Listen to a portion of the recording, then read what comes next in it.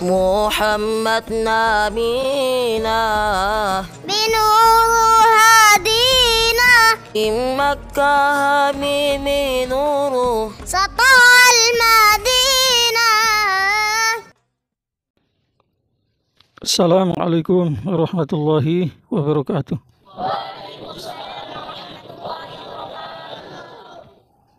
Rabbi zidni ilma warzuqni fahma, amma ba'd.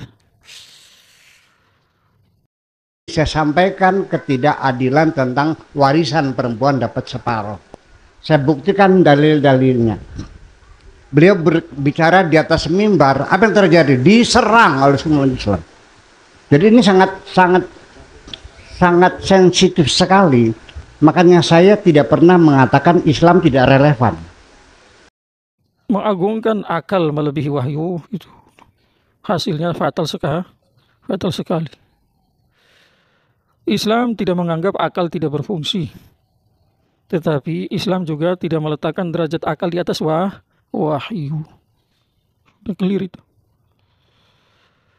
Makanya orang yang meletakkan derajat akal di atas wahyu, sadar tidak sadar, nanti dalam mensikapi perintah-perintah Allah, sebagian perintah Allah yang tidak masuk di logikanya itu, nanti dia lawan, dianggap tidak adil. Na'udzubillahi min dzalik. Saat seseorang mengagungkan akal melebihi wahyu, maka ketaatannya di belakang, sementara logikanya yang selalu dikedepankan. Jelas ini bertentangan dengan ciri khas orang beriman. Tak usah jauh-jauh, tak usah kita bahas mengenai seorang ulama, seorang kiai, habaib, dan seterusnya. Rasulullah SAW saja itu. Yang sebelumnya saya telah sampaikan, berkenaan dengan akal beliau itu orang yang paling cerdas dari 100 akal yang diciptakan oleh Allah Subhanahu wa taala. 99 dikasih untuk siapa?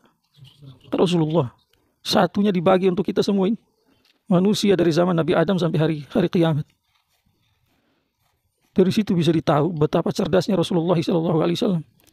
Tetapi akal Rasulullah dipakai untuk menguatkan wahyu, bukan berseberangan dengan wahyu. Akal Rasulullah SAW di depan wahyu tunduk, taat. Makanya Allah sampaikan dalam Al-Quran kepada Rasulullah SAW, wa qul amantu bima anzalallahu min kitab. Sampaikanlah wahai Muhammad, saya beriman terhadap apa-apa yang Allah turunkan dari kitab. Jadi nomor satu adalah taat dulu. Paham tidak? Di awal Al-Quran suratul Baqarah, Allah awali dengan ayat apa itu? Hanya tiga huruf. Alif lam mim. Buka tafsir para ulama itu. Apa makna alif lam mim? Allahu a'lamu bimuradihi. Yang tahu maksudnya hanyalah Allah.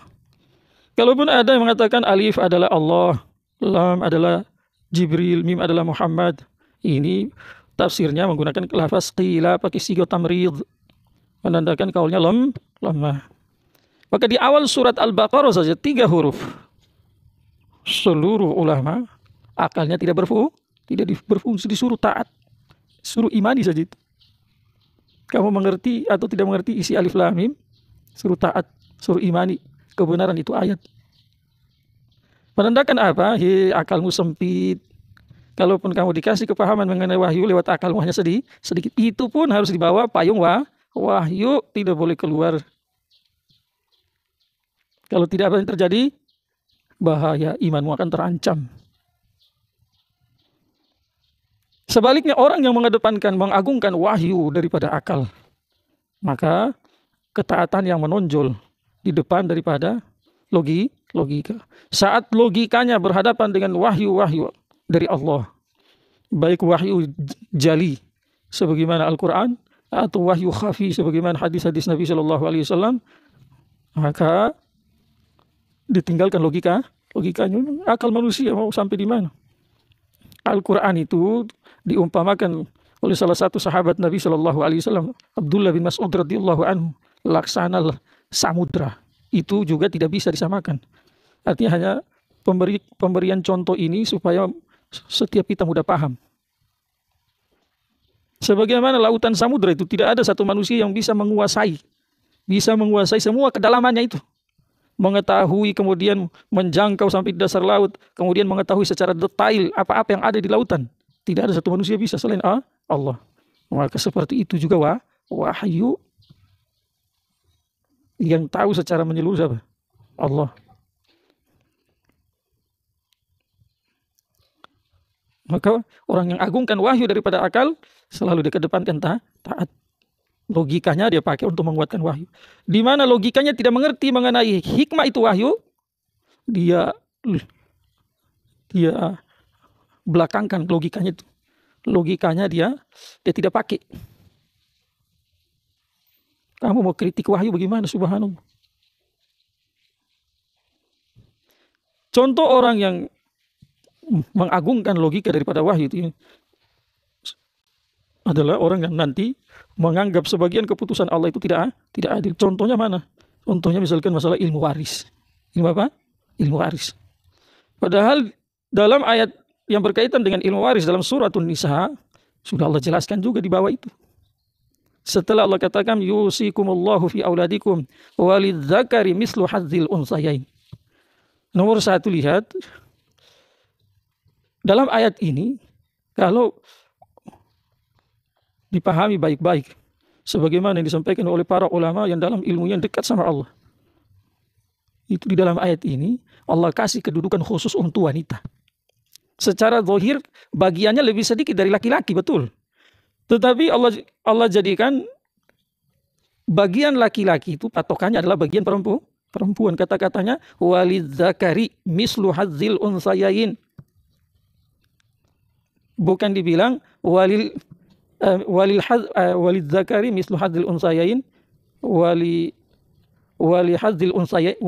unsayaini mislu hadzil zakari. Tidak dibilang bahwa bagian 2 orang perempuan sama dengan bagian 1 orang laki-laki, tidak dibilang begitu. Tetapi kata-kata dari Allah Subhanahu wa taala yang Maha Hakim, bijaksana itu. Kata-kata yang dipakai bahwa bagian 1 laki-laki sama dengan bagian 2 orang perempuan. Menunjukkan bahwa dalam ayat ini wanita walaupun bagiannya sedikit, wanita walaupun lemah dibanding dengan laki-laki, tapi dia punya maqam khusus juga di hadapan Allah itu. Maka tidak boleh kamu pandang dia sebelah mata. Yang kedua adalah saat Allah menetapkan bagian 1 orang laki-laki sama dengan bagian 2 orang perempuan, maka apa haknya kita? Apa haknya kamu untuk mengatakan tidak adil?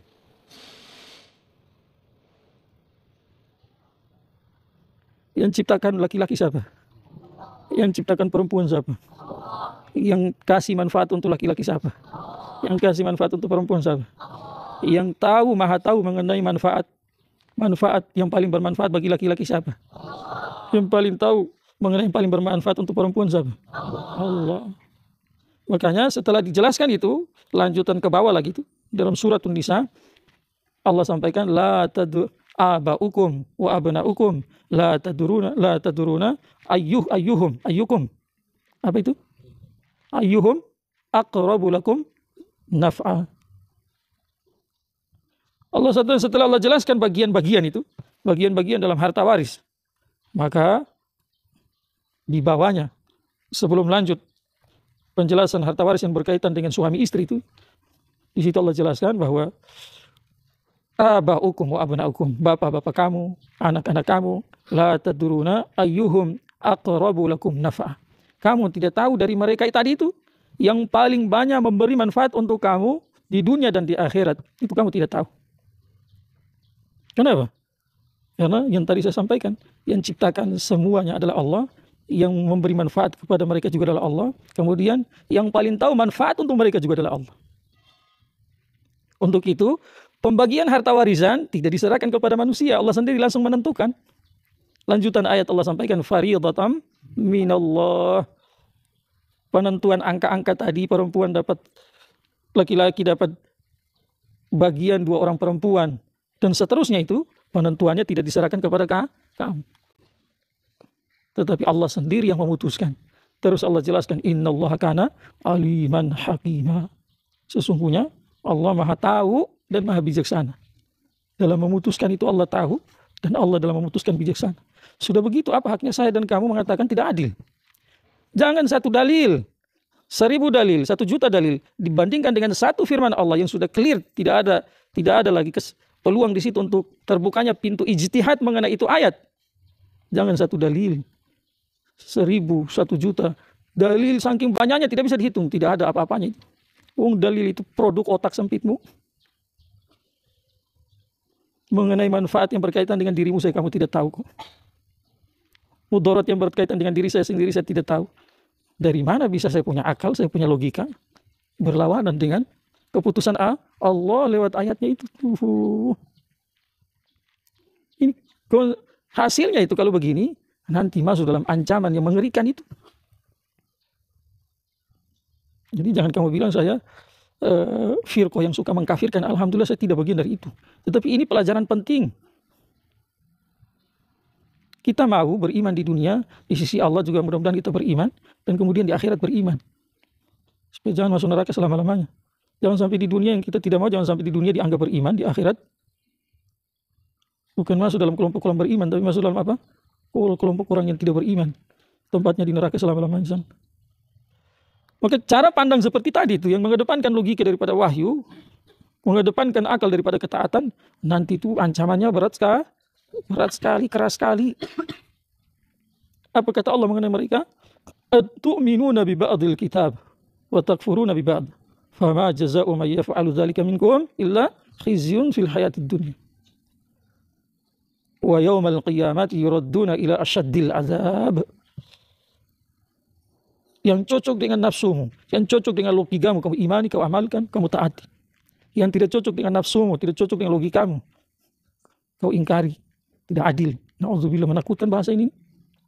Bilang presiden tidak adil saja orang takut. Seandainya ini bukan negara demokrasi, tidak ada yang bisa berani bicara itu presiden tidak adil. Apalagi Allah yang maha sempurna, yang ilmunya sempurna, hikmahnya sempurna, segala-galanya sempurna. Apa yang dia tetapkan untuk setiap hambanya itu dia sudah tahu. Maslahatnya apa, mudaratnya apa, hikmahnya apa. Terkadang hikmahnya dibuka, terkadang tidak. Dan tidak diwajibkan kepada setiap hambanya untuk tahu itu hikmahnya.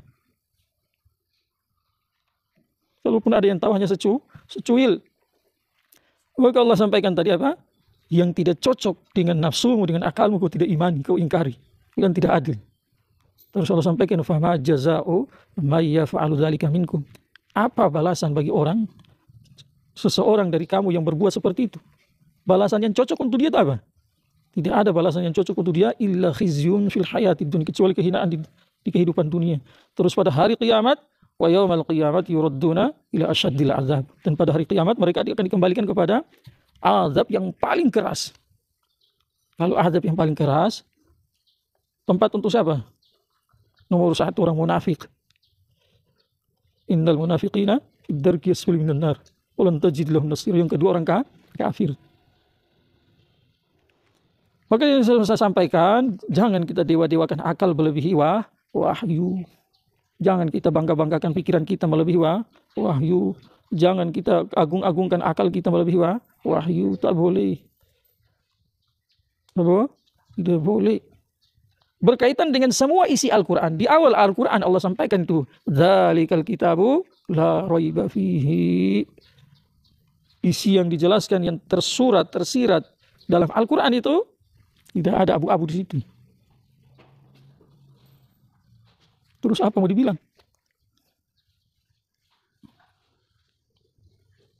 Jelas nih. Makanya Allah ciptakan akal bukan untuk melawan wahyu. Allah ciptakan akal bukan untuk menjadi imamnya wahyu. Bukan. Allah ciptakan akal bukan untuk memprotes wahyu. Bukan. Tetapi akal dikasih untuk menguatkan wahyu. Di mana akal kita tidak mengerti itu apa hikmah daripada wahyu itu yang termaktub di dalamnya perintah Allah atau larangan Allah, nafikan akalmu, buang jauh-jauh akalmu. Satu lagi perlu digarisbawahi, Islam tidak melarang kita bertanya, tidak larang bertanya tidak. Kemarin saya sampaikan fas'alu ahla dzikri. Siapa yang suruh itu? Tanya. Kalau tanya sama yang ahli, kalau kamu tidak tahu. Allah suruh bertanya, bukan dia disuruh.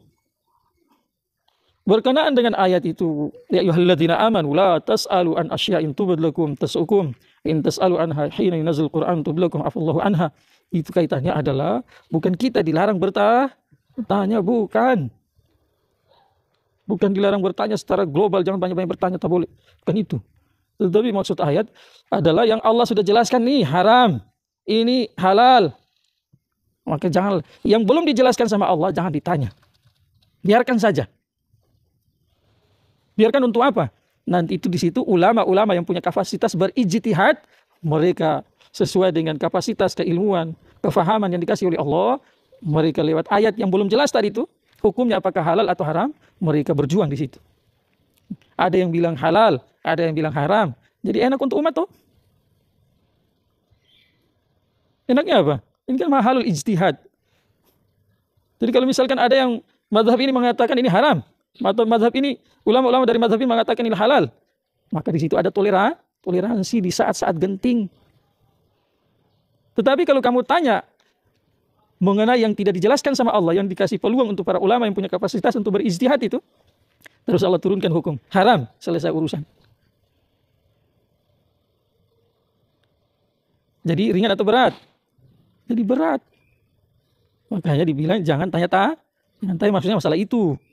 Kan tidak boleh bertanya. Tidak bertanya lalu kamu mau sholat dengan cara Nabi bagaimana? Kalau tidak bertanya sama ulama. Puasa dengan cara Nabi SAW bagaimana? Kalau tidak tanya sama ulama. Haji secara Nabi Muhammad SAW bagaimana? Kalau tidak tanya dari para ulama yang mu'tabar, ulama hak. Ya tidak bisa. Nanti ibadahnya semau dewi. Nah, jelas yang sudah dijelaskan oleh Allah, yang tidak boleh ada peluang di situ untuk banyak ngocek, tak boleh bertanya, tidak boleh apa itu namanya,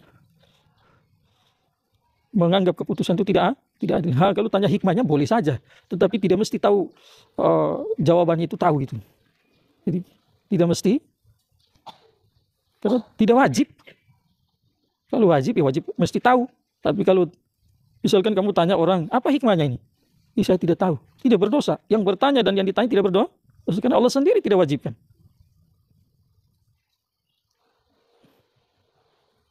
Jelas Semoga Allah beri manfaat lewat video ini. Subhanallah bihamdihi, subhanallah bihamdihi.